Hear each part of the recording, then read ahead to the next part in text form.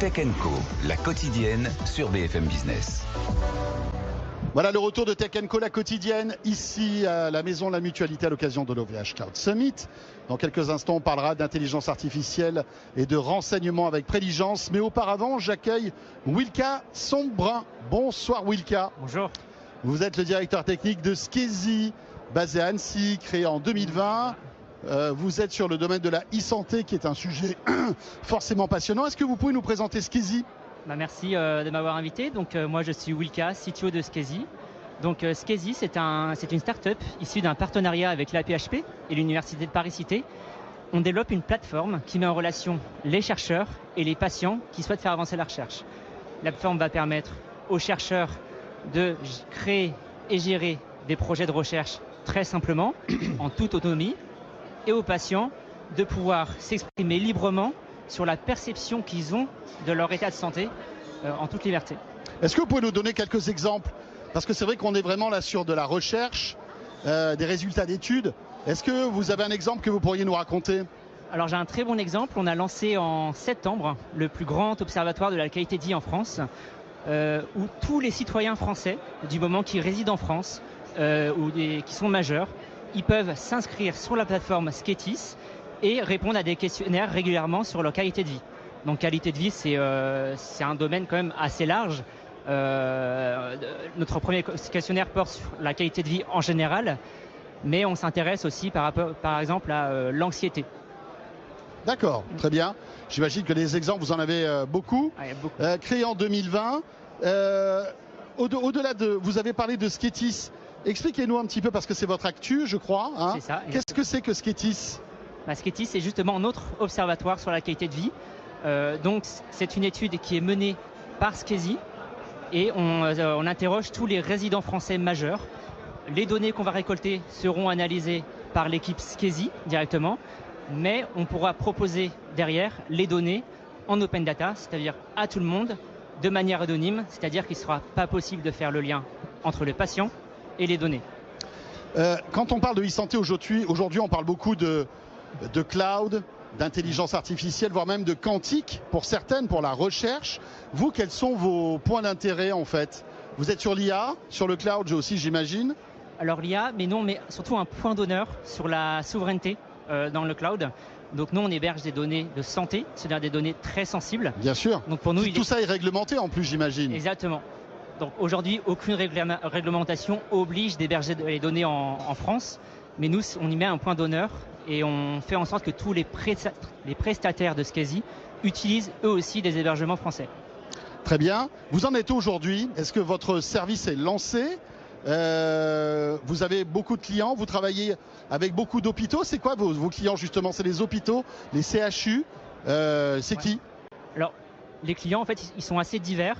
Donc, on interroge parfois déjà les médecins-chercheurs qui ont un projet de recherche et qui veulent le mettre en place sur Skezia. C'est très simple, ils se connectent sur la plateforme, ils peuvent créer des questionnaires en ligne, très facilement en drag and drop, et de les envoyer aux patients. On peut s'intéresser aussi aux laboratoires qui veulent tester, avoir un retour d'expérience sur un traitement ou à des institutions de santé. Vous parliez tout à l'heure de ces données sensibles. Donc là encore, on parle de souveraineté.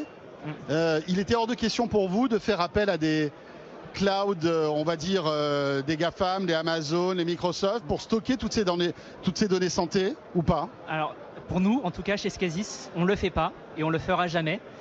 C'est un sujet, un assez gros sujet parce que à la fois, parce qu'il y a des acteurs aujourd'hui santé français qui font appel à des clouds étrangers. C'est ça. Vous, c'était pas dans votre philosophie ? Non. Nous, dès le départ, on a lancé Skezi en 2020 et dès le départ, on s'est dit toutes les données des patients doivent être hébergées en France. Et c'est très important pour nous. Important, pourquoi ? Parce que ça fait partie de votre marketing finalement, de le vendre auprès de vos clients comme ça ? Il y a forcément un côté marketing. Après, c'est surtout un côté éthique. Aujourd'hui, je pense qu'on ne peut pas décider à la place du patient d'héberger les données, par exemple sur Amazon, et faire en sorte que le gouvernement américain puisse récupérer ces données sans le consentement du patient. Et c'est un gros problème aujourd'hui. Très bien. Et quand vous voyez qu'Amazon est en train de mettre en place justement une version européanisée de leurs services, etc., ça fait l'actu en ce moment. Qu'est-ce que vous vous dites? Vous dites ça peut marcher ou est-ce que finalement, comme ça sera toujours un acteur américain, ça va être difficile de les croire? Enfin, de les croire, en tout cas d'accepter le fait que c'est une solution souveraine. Eh bien, en tout cas, aujourd'hui, ça me semble difficile. Il y a eu beaucoup d'erreurs, je trouve. Mais après, aujourd'hui, il y a beaucoup de startups françaises qui font confiance au cloud français et qui permet aussi d'accompagner les clouds sur un retour d'expérience, sur un retour de besoin et qui permettent aux cloud providers comme OVH de pouvoir s'améliorer et de proposer un service assez similaire. Et quels sont vos projets aussi, au-delà de tout ce que vous nous avez présenté tout à l'heure, Sketis, etc., Skezia? Qu'est-ce que j'imagine que vous réfléchissez à l'avenir. Quels sont vos projets? Alors, notre gros axe de recherche, c'est le recrutement de patients. Plus on aura de patients sur notre plateforme, plus les données seront précises et mieux on pourra faire avancer la recherche.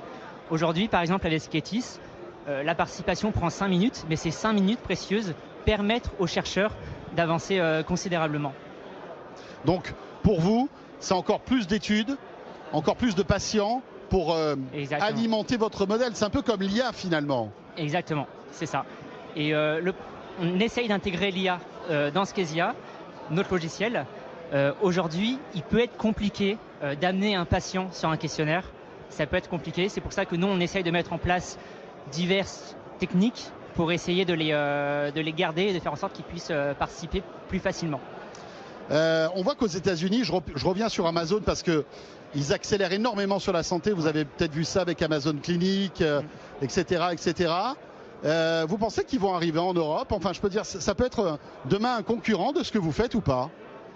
Vous parlez des GAFAM? Ouais, et notamment d'Amazon. Mais alors les autres aussi, peut-être? Alors je sais que Amazon s'y approche beaucoup, mais pour moi le marché en Europe est assez gros. C'est un pas quand même qui est assez conséquent. Et il y a une histoire de confiance aussi dans tout ça. Je ne pense pas que les patients feront aussi facilement confiance à une marque Amazon.